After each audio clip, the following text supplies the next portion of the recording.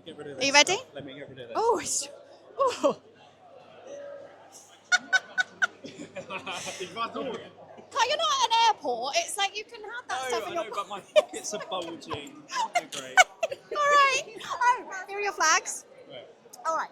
Their CV has their skills listed, ranked out of 10. Red flag. That's so 2010. I think, if you haven't updated your CV to incorporate the fact that that's not the to-do thing anymore, that's a bit of a problem in itself. But also, what value is that? That doesn't tell me anything about you. So, yeah, red flag. Okay, red flag. Their Wi-Fi cuts out twice during the interview.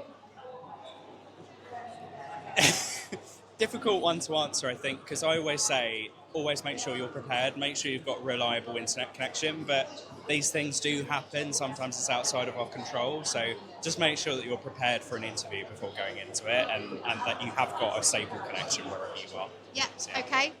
Their candidate lives 2 hours away from the office or restaurant, but the job requires them to be in the office 3 days a week.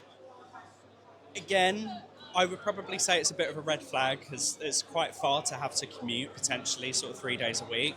But for some people, they're more than happy to do that. I do know people that work with us that do a longer commute than that. So really depends on the candidate, but generally I'd say it's not ideal. Okay, So, yeah. a little red flag. Yeah, Okay. a little red flag.